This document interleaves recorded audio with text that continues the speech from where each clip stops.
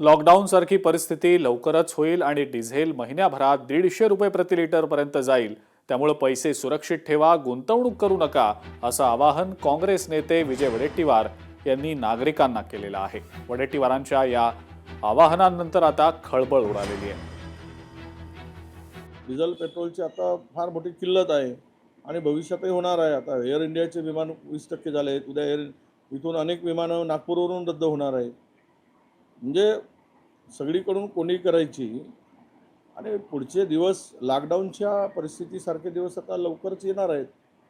त्यामुळे आम्ही जनतेला आवाहन करतो आहे की आता तुम्ही असलेले पैसे जे काय ते सुरक्षित ठेवा, कुठे फार काही गुंतवणूक करू नका। सरकारच्या भरोशावर विश्वास ठेवून ती गुंतवणूक केली की ते पण परत येणार नाही, कारण बँकाही रिकाम्या केल्या आहेत, रिझर्व्ह बँक रिकामी केली आहे। विजय वडेट्टीवार या देशामध्ये लॉकडाऊन लागणार नाही, परंतु काँग्रेसचं लॉकडाऊन निश्चितपणे झालेलं आहे। संकटात कोण असेल तर काँग्रेस पक्ष आहे। आधी आपले चंद्रपूरमधले नगरसेवक सांभाळा। आरसी बुक पाहून यासाठी डिझेल दिलं जात आहे कारण विजय वडेट्टीवार तुमच्यासारखे काही लोक डिझेलचा साठा करतायत। अहो, याला भविष्यवाणी करायची गरज काय? जर युद्ध आणखीन पेटलं, सर्व जग चिंतेमध्ये आहे, सर्व जगाला माहिती की हे युद्ध थांबलं पाहिजे। जर थांबलं तर त्या किमती कमी होण्याची शक्यता आहे, ते इतक्या लवकर नाही। कारण की आता झालेलं जे काही नुकसान आहे ते कंप्लीट कव्हर करायला 1 ते 1.5 वर्षाचा कालावधी लागणार आहे। यासाठी काही ज्योतिषाची गरज नाही आहे। आणि म्हणून जर युद्ध लांबत गेलं तर निश्चितच जगावर याचा परिणाम होणार आहे, कोणत्या एका देशावर नाही।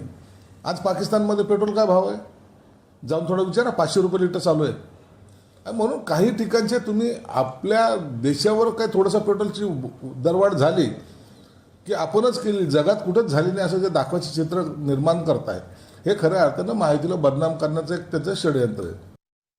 आमदार महेंद्र दळवी सुनील तटकरे यांच्यावर चांगलेच बरसले। सुनील तटकरेंना पक्षातच कोणी विचारत नाही। आसन डळमळीत असलेल्या नेत्याच्या मुलाला तिकीट देऊ नका, आमदार महेंद्र दळवी यांनी आता वक्तव्य केलेलं आहे। तर राष्ट्रवादीमध्ये तटकऱ्यांना कोणी विचारणं अशी परिस्थिती निर्माण झाली आहे आणि आतापर्यंत त्यांचा जो का राजकीय प्रवास आहे तो उलटफेर करणार निश्चित आहे।